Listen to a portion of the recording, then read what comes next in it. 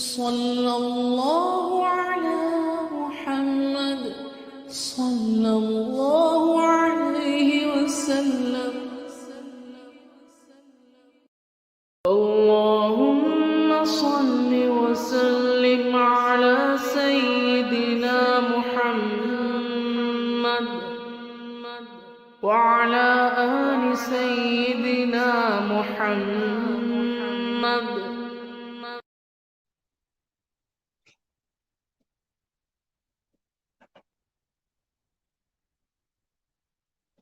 Assalamu alaikum wa rahmatullahi wa barakatuh. So today, I hope that you're all well, first of all.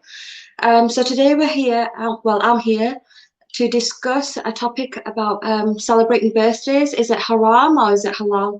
So a lot of people get confused with this question. A lot of people think, it's a society thing, it's got nothing to do with religion and it's a cultural thing. But that's not always the case. The case is that we've made it acceptable and we need to put an end to it somehow, because whatever the society is doing doesn't necessarily mean that we've got to follow and be the same.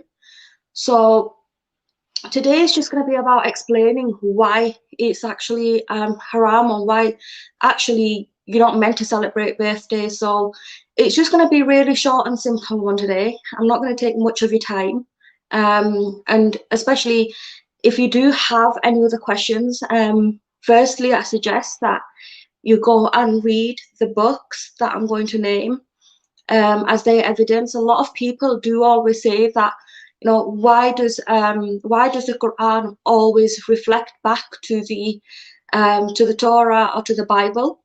Well, firstly, I want to clarify that the Torah was the first book that was revealed by Allah subhanahu wa ta'ala, and it was revealed to Moses alayhi salam. Okay, so the Torah and the Bible has been changed, but there are certain things that have not been changed that are still the same, okay? So the reason why we as Muslims, we follow the Bible as to reflect onto, what Allah said to the people before us, is so we have a better understanding. Even though the Quran fulfills our religion, the Quran, says every single thing that it has to say. But there again, there's still times where we'll question ourselves onto why is this like this and why is things changed. So that's the time where we need to reflect onto the Quran, reflect onto books like Saheeh Bukhari or Saheeh Muslim, okay, the authentic hadith books, and it's best for us to reflect on them as well.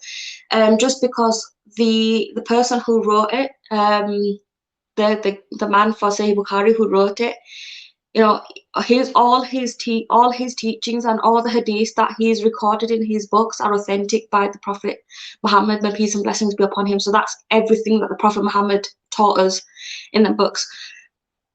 Other than that, you can always reflect to the Quran for your answers. Obviously, Quran won't say everything in particular detail, so the Quran's not going to, pinpoint a thing like a birthday or anniversary or anything like that. It's not going to pinpoint it. What the Quran teaches us is if you imitate a wrongdoer, then you become one of them. Okay, so I've read the Bible lately and I've done research on the actual birthday topic, because this happens pretty often where, people are confused whether to celebrate or whether to not to celebrate. And the question always comes up like, oh, the Prophet's birthday celebrated, so how is that haram? If the Prophet's birthday was celebrated, then we can celebrate ours, and it's a society, it's a cultural thing, it's not really to do with religion. First of all, I want to clear the fact that the first person to celebrate a birthday, it was around 300 BCE, so it was Pharaoh's birthday, who celebrated his birthday with a crown to say that he was God. And if you know of the story of Pharaoh basically thought that he was God. He thought that he would rule the world. And that's how it started. And then going on, moving forward with birthday cakes and all that kind of stuff. So the candles, it was lit for a Greek goddess. Okay, so it was a Greek goddess, and I think she was the moon or something like that. I've got a banner over here, you can have a look. So the first The first person to ever light a candle was a Greek person to follow the ritual of the goddess, the moon goddess. And the reason they lit this candle is to actually have that moon effect on the actual cake. So, you know, when we light a cake, it basically shadows a light around the cake. So that's basically the moon effect. So they basically worship their moon goddess through lighting that candle. Okay, and celebrating birthdays, first of all, is a big thing, especially with us Muslims nowadays. We celebrate literally anything and everything, even if we don't know things. We are kind of lost. We follow the society, we follow people, we don't follow, you know, what our hadith is teaching us, we don't follow what Quran is teaching us. Just because other people tend to do it, we think, okay, that's acceptable and we're going to do it as well. But that's not always the case. What we've got to remember is, you know, if other people are doing this, then am I right to do this? Are you questioning yourselves when you're doing such things? I know that I've celebrated birthdays in the past, you know, I've bought birthday cakes, but upon reading this, it kind of really took me back and thought, okay, what was I doing? I was celebrating a year where I'm gonna, you know, get closer to death. And that's exactly what I was celebrating. I wasn't celebrating anything that was going to benefit me, if that makes sense. So I was basically just saying, okay, happy birthday, a year of my life's just gone and I'm happy for it. I'm congratulating myself that I'm 1 year closer to my grave. That doesn't even make sense to me no more, right? So in the Bible, in Genesis 40:20, it goes back and it says the first person to celebrate the birthday ever was Pharaoh, and Pharaoh basically cast himself as a king, as God, and he thought he would rule the world, and Pharaoh thought he was this everlasting man who would never die. And that's why Allah has made him into something that we can see nowadays, and now his body's rested in a museum, right? It's in a museum somewhere, I'm not sure exactly where. Some people say France, so it might be in France, I'm not sure. But the conversation between Allah was that, you know, when they put Pharaoh into the ground took him out. And when they put him into the sea, the Egyptians, when they put him in the sea spat him out. So that's how Pharaoh was, and Pharaoh is left as an example for us Muslims to look back to nowadays, and, you know, to basically remind ourselves that we're just a creation, we're nothing else, we don't hold any value. Our purpose in life is nothing but to worship Allah alone, and, you know, we shouldn't get ahead of our games, because one day we've got to die and we've got to answer Allah for every single thing that we do. Now, doing this particular show as dawah, you know, it would benefit a lot of people, and the reason why it would benefit a lot of people is because not many people know about birthdays. People don't like to research, they like to follow other people and imitate other people. And sometimes, yeah, it can be fine where, you know, you ask another person like, what's this or what's that, or is it allowed? That's absolutely fine. But then also I would recommend that do your own research, because every time you ask someone, you're not going to get the perfect answer, right? And they're basically the birthday celebration of the Milad. So the Milad is basically what we celebrate the Prophet Muhammad's birthday as, okay? So the people that do celebrate it, I don't celebrate it personally. On that day, you just meant to pray and read Durood Sharif from the Prophet, okay? So the people that do celebrate it, it was the Fatimids that invented it. So it was the Fatimids, Shia Sheikh, that invented this to be okay for us Muslims. Now, if it was okay, you imagine to yourself, right, the Sahabas before us had birthdays, yeah?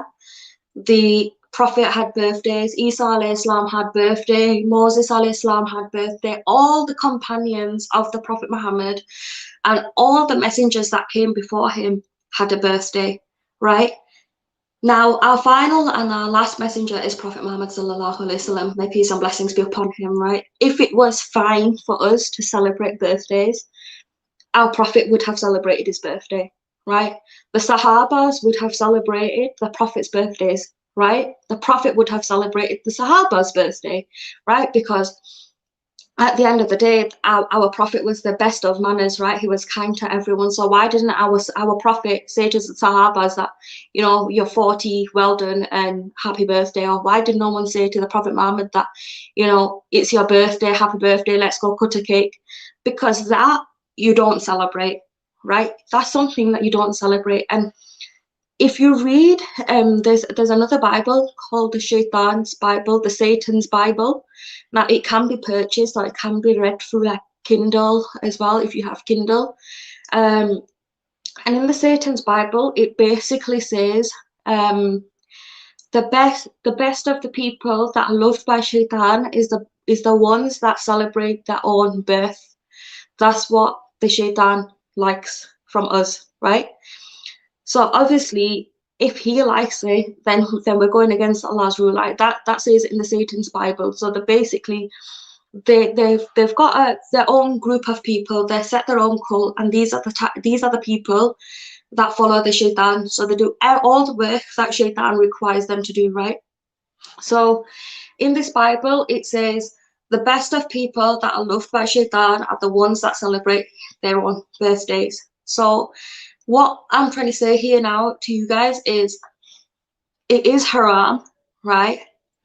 And I'm waiting for backlash. I mean, I know that a lot of people after watching this video will say, oh, there's no references and there's no this and there's no that, and the hadith doesn't say it and the Quran doesn't say it. The Quran clearly states if something is not mentioned in the Quran, right? If something is not mentioned in the Quran, and it is being added to the Quran, it automatically becomes what? It becomes rejected. And rejected means it becomes haram upon us, right? Because it's invented. Allah didn't say do this, or the Prophet Muhammad didn't say do this. So if we're creating something and saying, oh, it's okay, then that's you making your own Islam, right? That's you making your own Islam by adding things, by removing things, by saying it's okay, by saying, oh, it's a cultural thing, it doesn't really mean much, it's just to be polite. Well, Allah says the ones who imitates a wrongdoer becomes one of them.